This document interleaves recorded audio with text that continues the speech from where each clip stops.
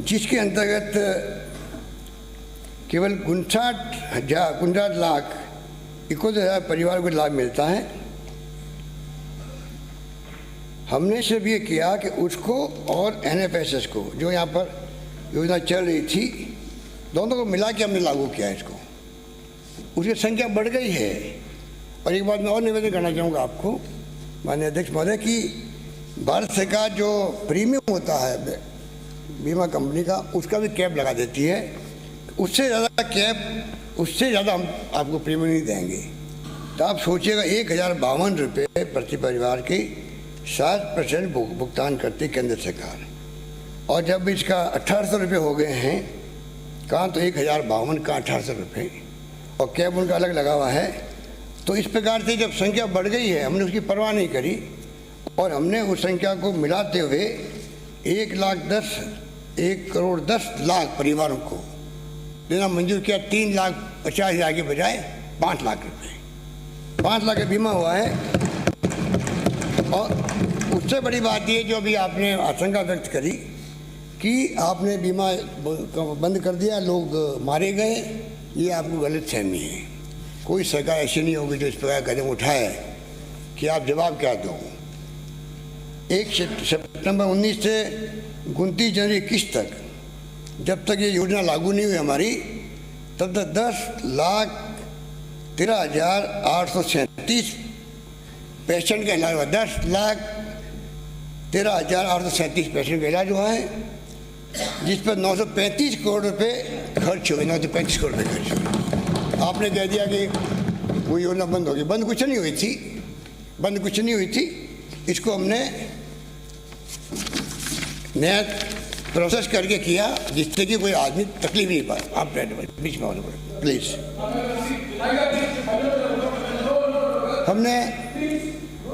हमने अगर मान लीजिए 40,000 का इंजेक्शन फ्री दिया, CT स्कैन फ्री किया लोगों के किया, रेमडेसिविर फ्री दी, 1,97,200 लोग इंजेक्शन लगे हैं। ये कोई मामूली बात नहीं थी। इसी की बात समझ गए। ठीक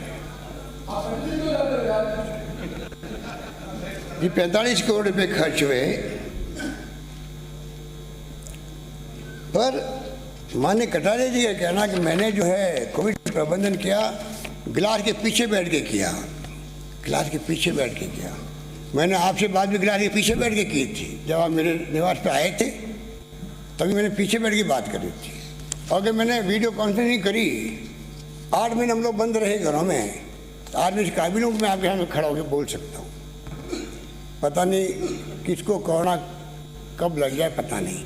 तो क्या प्रधानमंत्री या मुख्यमंत्री के कर्तव्य नहीं है कि खुद की भलाई के साथ में पब्लिक की, जनता की भलाई के लिए अपना को सेफ रखें। उतना कोई तकलीफ किस बात की हुई कि मैं कार के पीछे बैठ के प्रबंधन कर रहा हूँ, किस बात की तकलीफ आपको हो रही थी, मेरी समझ के परे है। बाकी मैं जितना कहूँ उतना कम है। किस प्रकार से फ्री मेडिसिन की स्कीम शानदार चल रही है, छोटी बड़ी कमी होती रहती है, अलग बात है। टेस्ट फ्री हो रहे हैं, जांचें फ्री हो रही है, आपके CHC PHC सब सेंटर तक। इस प्रकार से हम लोगों ने प्रयास किया। किस प्रकार हम लोग सिक्योरिटी, हम तो चाहते हैं कि राइट टू हेल्थ बिल लेके आए हैं आपके सामने प्रदेश के अंदर, और राजस्थान में कोई व्यक्ति बीमार नहीं पड़े, प्रिवेंशन ऑफ मेडिसिन कैसे हो, न्यू की राजस्थान का नारा दिया था हम लोगों ने। उस पर हम आगे बढ़ना चाहेंगे। ये मैं आपको निवेदन करना चाहता हूँ। माननीय अध्यक्ष महोदय, पेट्रोल डीजल की बात बहुत होती है क्योंकि यहाँ पर कहा गया कि काफ़ी रेट ज़्यादा है। मैं इसमें निवेदन करना चाहूँगा कि माननीय अध्यक्ष महोदय, रेट ज़्यादा है, इसका सबसे दोष जाता है केंद्र सरकार को। केंद्र सरकार राज्यों को जो उनको इमदाद देनी चाहिए थी, ये कौन कहता है कि हम इमदाद दी तो हम कोई बात नहीं करते हैं, पर इमदाद दी को एहसान किया क्या?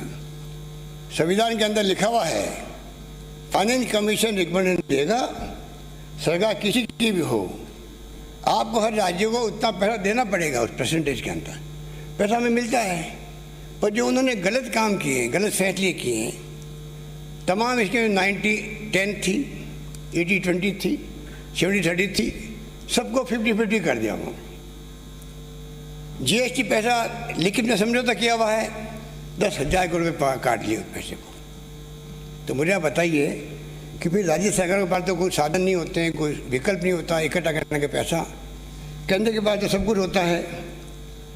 और जहाँ तक बात की जाती है डीजल के दाम की, तो आप बताइए जो बीजेपी राज्य है, मध्य प्रदेश, कर्नाटका है, मणिपुर है, वहाँ पर रेट क्या है? अगर आप खाली हरियाणा की तुलना करें तो नई बात नहीं है, चाहे सरकार आपकी रही हो चाहे हमारी रही हो, हमेशा हरियाणा के अंदर, पंजाब में रात-रात फर्क रहता है। मध्य प्रदेश हमारे बॉर्डर पर है, वो हमसे ज़्यादा है रेट। तो आप सोच सकते हैं कि ये स्थिति क्यों बनती जा रही है। और अभी हमने 2% कम किया तो 1,000 करोड़ का उसमें राजस्व कम आएगा, ठीक है। पर मैं जो आपको समझाना चाह रहा हूँ, जो मेरा कर्तव्य कहता है मैं आपको समझाऊँ, जिससे कि एक गलत फहमी दूर भी हो आपकी कि केंद्र किस प्रकार से फैसले कर रहा है। एक्साइज ड्यूटी होती है केंद्र की। जब यूपीए गवर्नमेंट थी तो 135-140 डॉलर प्रति बैरल हो गए थे दाम। मनमोहन सिंह सरकार में 70 रुपये से कम रेट रही है देश के अंदर। आज 90 रुपये 100 रुपये क्यों पहुंच रही है, जबकि दाम हो गए 40 डॉलर हो गए। कहाँ 140 से 40 डॉलर पे आ गई अंतर्राष्ट्रीय कीमतें, और कहाँ रेट बढ़ती क्यों जा रही है? मैं बताऊँ क्यों बढ़ती जा रही है। बढ़ती इसलिए जा रही है, बेसिक एक्साइज ड्यूटी जो 9 रुपये 48 पैसे थी 16 के अंदर, वो कर दी है इस सरकार ने 1 रुपये 40 पैसे कर दी है, जिसपे हिस्सा मिलता है राज्यों को, सब इस राज्यों को मिलता है, वो कम कर दी। इस पे से एक्साइज ड्यूटी जो 6 रुपये थी उसको बढ़ा के कर दिया 11 रुपये कर दिया। हिस्सा नहीं मिलता, राज्यों को हिस्सा नहीं मिलता है।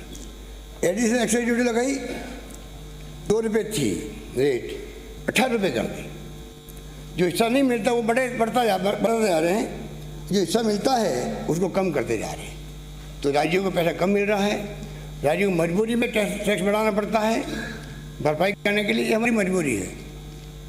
डीजल के अंदर भी यही हुआ, 11 रुपये 33 पैसे थे एक्साइज ड्यूटी के, जो हिस्सा मिलता है राज्यों को, वो लेके आ गए 1 रुपये 80 पैसे पे। इस पे से एक्साइज ड्यूटी जो हिस्सा नहीं मिलता है वो लेके आ गए 1 रुपये से 8 रुपये लेके आ गए, और एडिशनल एक्साइज ड्यूटी 6 रुपये से 18 रुपये लेके आ गए।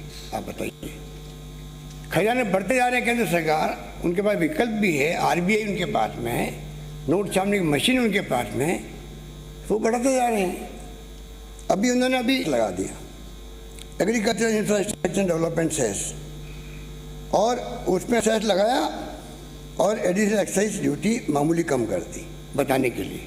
तो मैं कहना चाहूँगा आपको, हमें गहराई से जाना पड़ेगा हकीकत क्या है, क्यों लगाया जा रहा है। हमने सब असेसमेंट कर लिए कि जिस प्रकार से आपके पैसा लगा है, जो डीजल सस्ता मिलता हरियाणा से, ये जानकारी में सरकार के, उसके बावजूद भी हम कम इसलिए नहीं कर पा रहे हैं। कम करेंगे तो पूरा रेवेन्यू हमारा बहुत कम हो जाएगा, और कोविड के अंदर वैसे भी स्थिति ऐसी बनी हुई है, तभी हमने आप सबकी भावनाओं को देखते हुए, पब्लिक की भावनाओं को देखते हुए कोशिश करी 2% कम करने की कोशिश करी। माननीय अध्यक्ष महोदय, किसानों की कर्ज माफी को लेके सुनना पड़ता है कि आप वादा खिलाफी कर रहे हैं। वादा खिलाफी की हमने वादा निभाया पूरा। जो हमारा खुद के राज्य की बैंक थी, CCI बैंक हो चाहे भूमि विकास बैंक हो, सबके हमने कर्जे पूरे माफ़ किए। और नेशनल बैंक के लिए हमने शुरू से ही प्रधानमंत्री जी को पत्र लिखे, वित्त मंत्री को पत्र लिखे कि आप RBI के कंट्रोल है बैंक के, आप इसमें वन टाइम सेटलमेंट करवा दीजिए। अगर 8 लाख करोड़ रुपये बड़े बड़े उद्योगपतियों के माफ़ हो सकते हैं, अगर उनके एनपीए जब हो सकता है तो क्या किसानों के लिए, जैसे यूपीए गवर्नमेंट ने किया था, 52,000 करोड़ के कर्जे माफ़ किए थे, क्या वो नहीं किया जा सकते? पर प्रधानमंत्री जी की सोच, उनकी सरकार की सोच, जो मैं आपको कहना चाहूँगा क्या है बता देता हूँ आपको मैं। मोदी जी सरकार से, केरल से हमारे सांसद एंटोनी ने पूछा क्वेश्चन, क्या मोदी सरकार की किसानों का कर्ज माफ़ करने की कोई मंशा है? इस पर 24 जुलाई 18 को तत्कालीन कृषि राज्य मंत्री पुरुषोत्तम रूपाला ने लोकसभा में जवाब दिया, वो देश और प्रदेश के किसानों को ध्यान में सुनना चाहिए और समझना चाहिए कि उद्योगपतियों के लाखों करोड़ रुपए के कर्ज माफ़ करने वाली मोदी सरकार की किसानों के लिए क्या सोच है। वो कहते हैं, union government at present is not considering any loan waiver scheme for farmer as such waivers may impact the credit culture of state by incentivizing the defaulter, even if they are in a position to repay the loan, and thus amplify the moral hazard by discouraging those borrowers who have been regular in repaying their loans.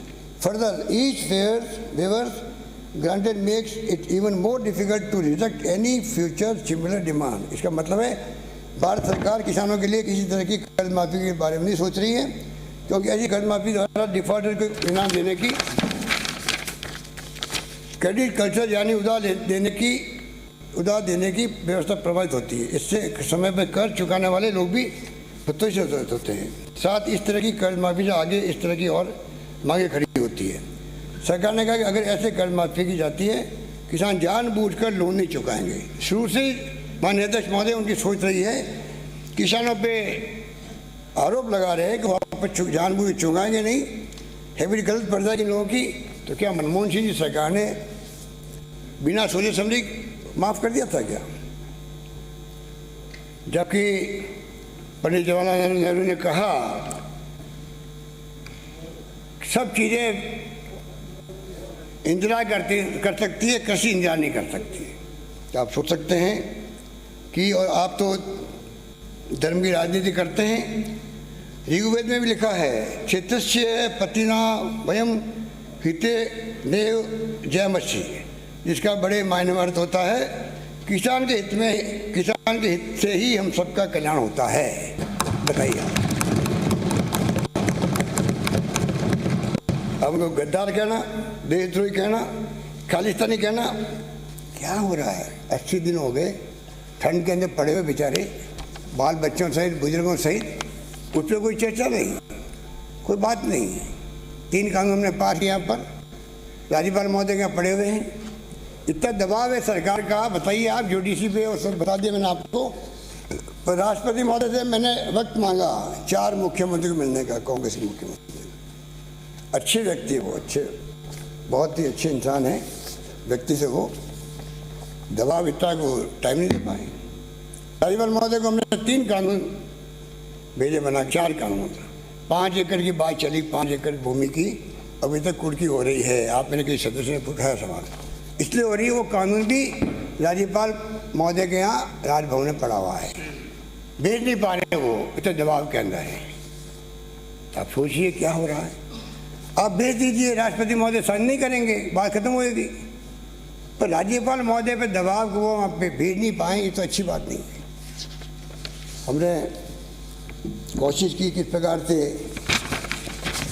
ये कानून आगे बढ़े, किसानों का भला हो। माननीय अध्यक्ष महोदय, पावर को लेके बहुत सवाल उठते हैं। मैं कहना चाहूँगा कि आप भी सरकार में रहे हैं और आपने देखा है किस प्रकार से पावर को लेके हमेशा इश्यू बनता है। उदय योजना भी आ गई, कर्जे सरकार ने ओढ़ लिए, परंतु एक गलती कर दी, ब्याज उनके ऊपर छोड़ दिया कंपनियों पर। आज बढ़ते बढ़ते, अभी आप आंकड़े बता रहे थे, बिल्कुल सही आंकड़े थे, 80,000 करोड़ के कर्जे वापस हो गए उनके ऊपर, क्योंकि ब्याज बढ़ते बढ़ते स्थिति बन गई। तो आप सोच सकते हैं। और जहाँ तक हम कंपेयर करें तो लंबा चार्ट है, मैं समझ नहीं लेना चाहूँगा आपको मैं भिजवा दूँगा चार्ट को, कि महाराष्ट्र के अंदर और मध्य प्रदेश के अंदर, पंजाब में, यूपी में किस प्रकार का टेबल है। जो राजस्थान से कंपेयर करें इन तमाम राज्यों में हमसे ज़्यादा रेट है। ये स्थिति है। पंजाब में तो नहीं है, कृषि को लेकर वहाँ तो जीरो है। बाकी जो रेट्स हैं अलग अलग तरह की, मैं आपको $4 से भिजवा दूँगा। तो माननीय अध्यक्ष महोदय, मैं कहना चाहूँगा कि जिस प्रकार से नेता प्रतिपक्ष ने जो मामले उठाए हैं, मैं इतना ही कह सकता हूँ कि सरकार हर क्षेत्र के अंदर जो कहा गया वो करके दिखाया हम लोगों ने। और आप निश्चिंत रहें कि जो आवास योजना की बात आपने कही, प्रधानमंत्री आवास योजना की आंकड़े बता दें, इतने करोड़ आपको मिले हैं, तो आपने नहीं बताया कि 60-40 का रेशियो होता है। पूरा पैसा केंद्र सरकार नहीं देती कोई योजना के अंदर। और उसी रूप में आज हम देखते हैं कि राजस्थान सरकार अपनी स्थिति मजबूत करते हुए चाहती है कि जो स्कीम बनी भारत सरकार की उसको हम लागू करें, इसीलिए बन पाए मकान की हमने प्रायोरिटी दी है, इसलिए 60-40 रेशियो से पहले खर्च होता है। आपने कहा कि सारा केंद्र सरकार खर्चा करती है। मैं कहना चाहूँगा कि जब कोरोना चल भी रहा था तो पीडीएस से अप्रैल से जून, तो अगस्त से नवंबर 20 में जो नेशनल फूड सिक्योरिटी एक्ट का चयनित परिवार है वो निःशुल्क गेहूँ वितरण किया गया। उसमें क्योंकि उनके नॉर्म्स से ज़्यादा मना कर दिया तो हमने 243 करोड़ रुपये खर्च किए अतिरिक्त लोगों को गेहूँ पहुँचाने के लिए, दालें पहुँचाने के लिए। मैं कहना चाहता हूँ जयपुर के मान्य सदस्य बैठे हुए हैं, यहाँ से 22% थे NFSA के अंदर। हमने उनके बाद में भी पूरे जयपुर को हमारे खुद के व्यवस्था करके हम लोगों ने इस प्रकार से हमने व्यवस्था की जिससे कि कोई आदमी भूखा नहीं सोए। इसमें तकलीफ से बात की है। अगर मैंने कह दिया तो कोई मैंने गुनाह तो नहीं किया और कह ही नहीं दिया। आप सबके सहयोग से हमने करके दिखाया उसको।